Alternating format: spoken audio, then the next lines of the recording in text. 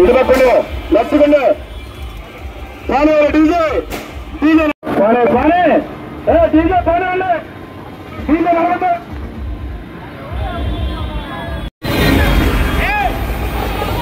DJ పానే వాళ్ళు పానే గమన పెద్దగా నడవాలి.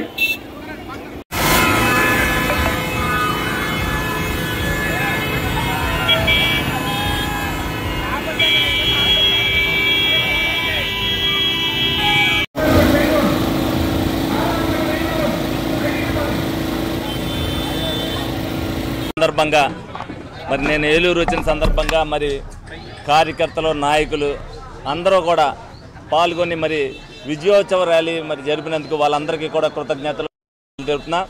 వాళ్ళ అభిమానాన్ని నేను మరవలేను. తప్పనిసరిగా ఏదైతే 2024 విభిన్నమైన ఎన్నికలు ఉంటాయనుకుంటానో దానికి మరి వాళ్ళందరూ కూడా కష్టపడి మరి నన్ను నమ్మి నేను ముందు వాళ్ళందరికీ కూడా ఏదో చేస్తాను అనే ఒక నమ్మకాన్ని మా బడేటి కుటుంబం మీద పెట్టి చరిత్ర తిరగరాయాలి అన్నందుకు చరిత్ర మళ్ళీ ఎవరో తిరిగి రాసేలేని విధంగా మరి వాళ్ళందరూ కూడా నన్ను అఖండ విజయంతో నన్ను గెలిపించడం జరిగింది. వారందరినీ ఏదైతే ఇంటింటికి తిరిగి వాళ్ళ మనసును నేను గెలుచుకున్నానో రేపు రాబోయే రోజుల్లో పరిపాలనలో కూడా వాళ్ళ మనసును నేను గెలుచుకుంటాను.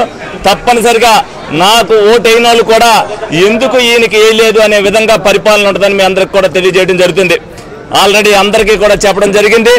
ఏదైతే విభాగాలు ఉన్నాయో మేము పాదయాత్రనప్పుడు ఏదైతే సమస్యలు గుర్తించామో అవి అందరికీ కూడా ప్రజానీకానికి అన్నీ కూడా ఆ సమస్యలు తీర్చే విధంగా కార్యాచరణ ఒకటి సిద్ధం చేసుకోవడం జరిగింది. ఎందుకని ప్రమాణ స్వీకారం చేసిన తర్వాతే నిత్యం ప్రజల్లోకి వెళ్ళాలనే ఉద్దేశంతోనే ఇప్పటి వరకు కూడా మీడియాకి తెలియకోకుండానే నేను నిత్యం ఏదైతే ఉన్నానో అందరికీ కూడా అందుబాటులో ఉంటూనే అన్ని కార్యక్రమాలు చేసుకుంటూ వస్తున్నా.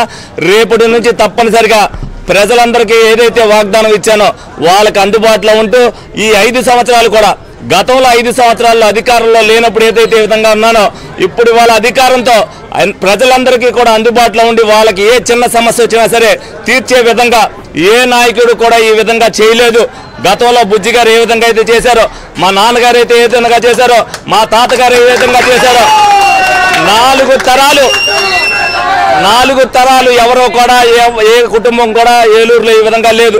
తప్పనిసరిగా మరి మా కుటుంబాన్ని నమ్మి ఏదైతే బాధ్యత నా మీద పెట్టారో అంతకంటే బాధ్యతతో తప్పనిసరిగా ఈ విధంగా ఈ కుటుంబం సేవ చేసే కుటుంబం కాబట్టి మేమందరం గెలిపించామని చెప్పి మేసం మీద మెలేసుకుంటే